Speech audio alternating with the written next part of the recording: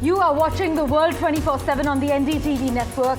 I'm Parmeshwar Bawa. Let's begin with the top stories you need to know. It's been 3 years since the start of Moscow's full-scale invasion of Ukraine, while 2024 saw Ukrainian breakthrough into Russian territory and the bogging down of the front lines. Negotiations have now begun between Donald Trump and Vladimir Putin, but without Ukraine or Europe. Exit polls projected Germany's conservatives have won the country's national elections, promoting leader Friedrich Merz to become the next Chancellor.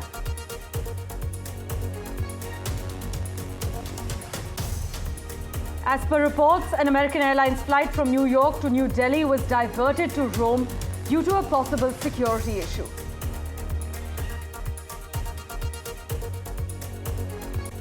After a gap of 8 months, India and the UK will resume negotiations on a free trade agreement today. This is under the shadow of Trump tariffs that have plunged the world into uncertainty. Pope Francis remains in critical condition, according to the Vatican, with blood tests showing mild signs of kidney failure. Apple has removed end-to-end data encryption from its devices in the UK, rather than giving the government a backdoor to let it access customers' private data.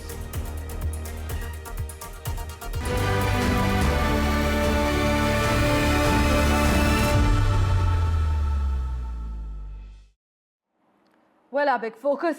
Crucial voting has ended in Germany as the nation completes a rare snap election following the collapse of Chancellor Olaf Scholz's government late last year.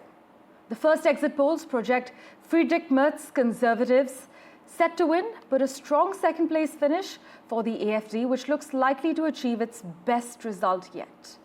But next time someone is trying to give you a lesson on patience, remind them that Friedrich Merz did not even wait for the final results in Germany's election before delivering what could well be a defining verdict on Donald Trump, consigning Europe's 80-year alliance with the United States to the past. Now, Mr. Merz, who is on course to become Germany's new leader, has said the Trump administration does not care about Europe and is aligning with Russia. The continent, he warned, must urgently strengthen its defenses and potentially even find a replacement for NATO within months. So as Politico highlights, Merz's comments mark a historic watershed. They actually reveal how deeply Trump has shaken the political foundations of Europe, which has depended on American security guarantees since the year 1945. My colleague Trent Murray joins us with a lowdown from Berlin.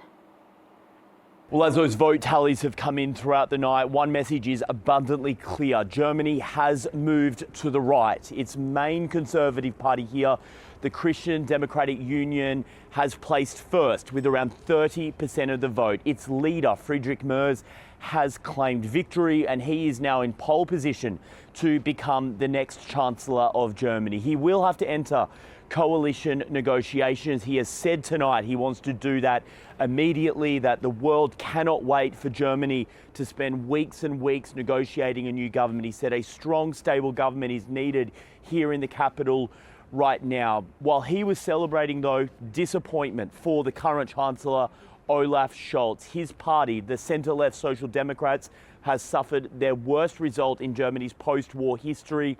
Speaking tonight to party faithful, he said he accepts responsibility for that loss, and we will wait and see what he does with his political career now over coming days. He certainly will be disappointed, though, to go down in the history books as a one-term Chancellor here in Germany. The other big headline we are watching is just how well the far-right AfD party did. It doubled its number of votes since the last election. It placed second with around 20% of the vote. Now, while the Conservatives have said that they won't enter coalition talks with the AfD because they consider them too far right, too extreme, what we do know is that they will be a big fixture of German politics now. They are the second largest party in that building behind me there, the Bundestag.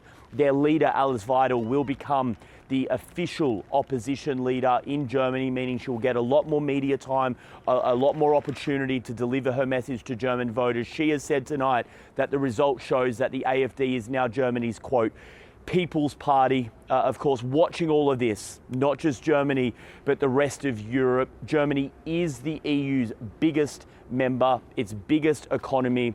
What happens here in Berlin matters to the rest of the EU, meaning come Monday morning in Brussels and right across the continent, they'll be closely analysing the results to see what it means for the rest of the continent. Trent Murray, NDTV, Berlin. Well, for further clarity, we have with us from the Observer Research Foundation Associate Fellow, Shairi Malhotra. Thanks so much, Shairi, for making time for us. What exactly does Friedrich Merz's election victory mean for Germany's foreign policy? Take us through what you know. Thank you, Parmeshwar, for having me on the show. Let me just start by saying that, this German election took place against a backdrop of immense economic and political upheaval in Germany. So it's been a really high-stakes snap election after the traffic light coalition of Olaf Scholz collapsed in November last year. And it was really expected that Merz and the Conservative Alliance of the CDU, the Christian Democratic Union, and the Christian Social Union would win this election. The question now is who they will form a coalition with. It's likely that they'll form a coalition with the incumbent Chancellor Scholz's centre-left Social Democrats, who fared quite badly in third place. But Merz may also need another party, a junior partner, to form government. And of course, the far-right AfD, the Alternative for Deutschland, has managed to double its vote share. It's now at second place. When it comes to foreign policy, I think this result might actually be good for the EU and for Germany. We've seen the sort of political vacuum that was there in the EU. Both Europe's traditional power centers, France and Germany, were facing intense political turmoil at a time when war is raging on the continent. So a lot of people did, in fact, welcome the end of what was Scholz's very indecisive and divided coalition government. So Merz wants to strengthen ties with Paris and Warsaw, which deteriorated under Scholz. He has a good connection with President Emmanuel Macron, so he might be able to get the Franco-German engine running again soon. Merz also supports greater defense spending. He's also pledged greater military support for Ukraine. So I think in terms of foreign policy, we could see a more decisive approach than the sort of deadlock that was typical of the dysfunctional traffic light coalition. Of course, there will be the added challenge of dealing with President Trump. We've seen the sort of apocalypse that the Munich Security Conference resulted in when Vice President J.D. Vance attacked the EU. It attacked European policies on immigration, free speech, etc. And, as if this wasn't enough, you then had American and Russian officials descending into Saudi Arabia, trying to negotiate a war, trying to negotiate an end to the war, but with no Europeans invited. The US, of course, is unlikely to continue to provide for European security in the way that it has over the years. So there's this sort of breakdown now that's taking place in the transatlantic alliance. So I think it's good to have someone like Merz at the helm of affairs now, who is a true Europeanist with a lot of experience. Back in the day, he was also an MEP. Of course, his political experience is still limited. Yes. Yes, Shairi, in fact, many analysts assert that Trump's praise for Merz's conservatives that has just come in offer a glimmer of hope after the White House's brutal criticism of Europe. But thank you so much for joining us with your views on NDTV. Thank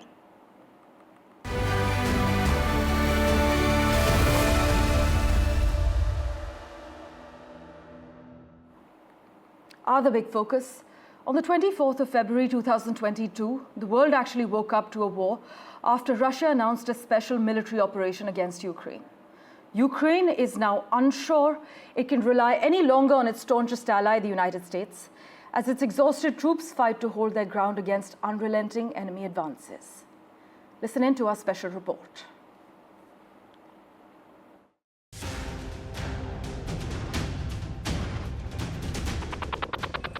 A dictator without elections, he's not going to have a country left. Got to move. 3 years into the war, Ukraine's fight has taken a dark turn. Zelensky, once a symbol of resistance, celebrated by the West, is now under attack. President Donald Trump's return to the White House has upended everything. The US, once Kyiv's staunch ally, has turned its back, signaling a potential shift towards Russia, once a global pariah.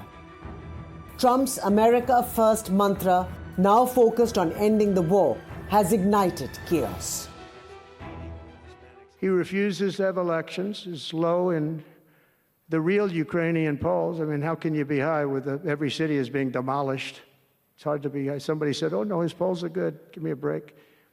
Every city is being demolished. They look like a demolition site, every single one of them.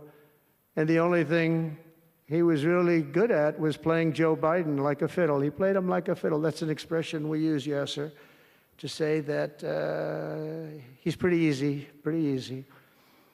A dictator without elections.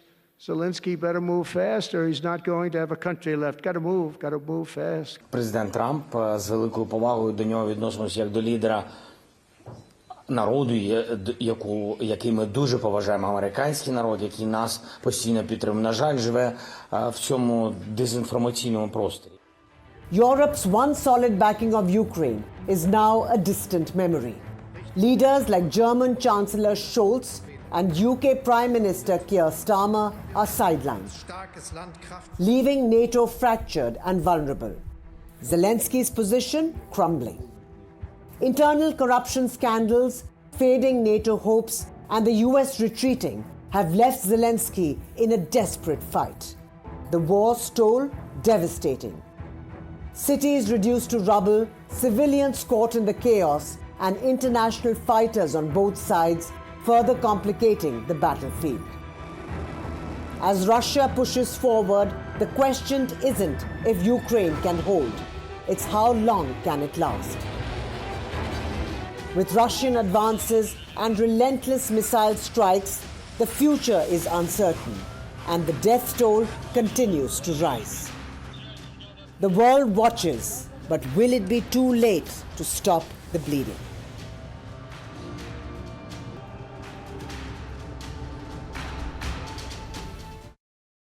Well, Ukrainian President Volodymyr Zelensky has said that he is ready to resign from his post in exchange for peace or for NATO membership for Ukraine. But his comments came after Donald Trump called him a dictator without elections last week and falsely claimed that Zelensky had a 4% approval rating. But the remarks also followed the largest Russian drone attack on Ukraine since the start of Putin's all-out invasion of the country just one day before the third anniversary of the war. Listen in to what Zelensky had to say, followed by a ground report on where things stand from Moscow and Kyiv. Russia's special military operation in Ukraine is now heading into its fourth year. Russian President Vladimir Putin has reconfirmed that meeting the needs of the troops fighting in Ukraine and boosting the armed forces are Russia's key strategic priorities. He praised Russian soldiers fighting in Ukraine for defending what he called their native land, the national interest, and the future of Russia. But this year, the anniversary is marked by a significant change on the diplomatic front. Russia and the United States have started talking. Whereas there's been no dialogue between Moscow and Washington over the past 3 years, now the capitals have two separate but intertwined tracks of negotiations: bilateral relations and the settlement of the Ukraine conflict. Moscow insists it would not cede any territory to Ukraine, stressing the realities on the ground, and says that any deal on Ukraine would need to demilitarize the country and make sure Ukraine is neutral. Meanwhile, Russian troops have been making gains and pushed forward in Donbas, and Russian Defense Ministry also claimed it had liberated more than 800 square kilometers from the Ukrainian troops in Russia's Kursk region, that is about 64% of the land initially seized by Kyiv. According to public opinion polls, at least 2/3 of Russians approve of the special military operation, but the number of those hoping it would end is on the rise. Dasha Cherneshova, NDTV, Moscow. Andre, just also, for the benefit of our viewers here in India, what has been the reaction of the people of Ukraine to this sort of offer that President Volodymyr Zelensky has made, that, if it helps, he will step down? Ukrainian people support Zelensky now very much because he do not sign the agreement about natural resources, and I think now he became more popular than before. And of course, like Ukrainian people, I talk with civilian, talk with military near the front line, And a lot of them told me we need to fight because too many lives we pay for our freedom, for our territory, and we need to stay. So Zelensky just confirmed it through this his position, official position. Also, with whatever, these are very fast-paced developments which are taking place, and just one day short of 3 years in this war, we saw a massive drone strike by Russians as well, more than 260 drones attacking various cities in Ukraine. Do you see that as a pressure tactic before possibly some sort of peace agreement could be signed? Probably yes. Yesterday when I drive from Donbass to Kyiv, I saw a lot of explosion on the air. Ukrainian anti-drone system is working. They try to shut down Russian drones. And honestly, no damage. So all these drones was shut down by Ukrainian air defense. But yes, it's pressure, and will be more pressure probably on the front line. But again, Russia don't catch a lot of something important, like big industrial cities, still Ukrainian, front line stay enough hard, so we can fight and we can negotiate more and more. Is there a sense of... But it seems Go ahead. It seems like Russia can take territory through military way, and they try to use all possible political way to try to Ukrainians give up. But that's not the way. We will stay anyway. З останнього, якщо мир для України, якщо вам дуже потрібно, щоб я залишив свій пост, я готовий. Друга історія, можу поміняти це на НАТО, якщо є такі умови одразу, щоб довго про це не говорити. Я фокусуюсь на безпеці України сьогодні, а не за 20 років, і не збираюсь бути у влади десятиріччя. Well, officials from Moscow and Washington are set to meet for a second time in Saudi Arabia this week to discuss an end to the war. But for further clarity, we have with us on the broadcast Glenn Carle, former CIA officer, also the former Deputy National Intelligence Officer for Transnational Threats. Thank you so much, Mr. Carle, as always. It's been 3 years since the start of Moscow's full-scale invasion of Ukraine. As we speak, Washington, we know, is ramping up pressure on Ukraine to strike a minerals for security pact, and Kyiv seems open to a deal. But, sir, isn't this economic coercion? Absolutely it is. Trump is extorting Ukraine. He only thinks about what will, he believes, give advantage to him. And he also, I have been saying for well over 10 years, and the documentation is categorical, he has at the very least been affected, if not infected, by Russian propaganda. And there are hundreds of instances of contact of known Russian intelligence officers with members of his family, himself, and his entourage. And he seems to have identified with a totalitarian fascist. Yes, he is extorting Ukraine. And, sir, do you think the option of Ukraine's joining NATO is still on the table, as Zelensky would like to believe? Well, unfortunately for everyone, in some ways, NATO can only take decisions that are unanimous. So long as the United States is a member of NATO, and obviously the United States has always been the critical member of NATO, that strikes me as unlikely. Were it not for the United States, then it is at least possible. It's almost the central sticking point for Russia. So this is why NATO members have always danced a bit by promising and then stepping back and deferring to tomorrow. They're saying it's just at the horizon, but of course no one ever gets to the horizon. But so long as the United States is in NATO with Trump in the White House, I don't see Ukraine entering NATO. Right. Glenn Carle, as always, thank you so much for making time for us and joining us on NDTV. Anytime. Well, news and updates continue in a moment right after this very short break. Do stay tuned.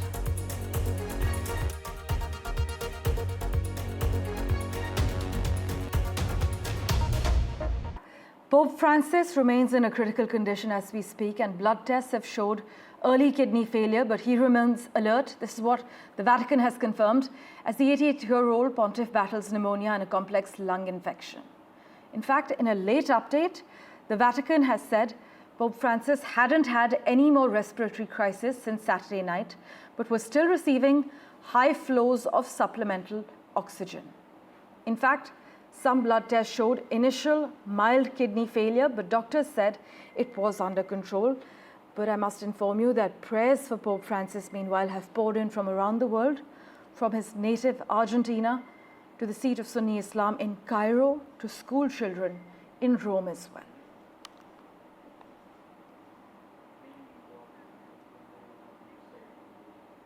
Thank you for investing your time in watching this edition of The World 24/7. As always, we'll keep tracking the latest updates for you. Do stay tuned.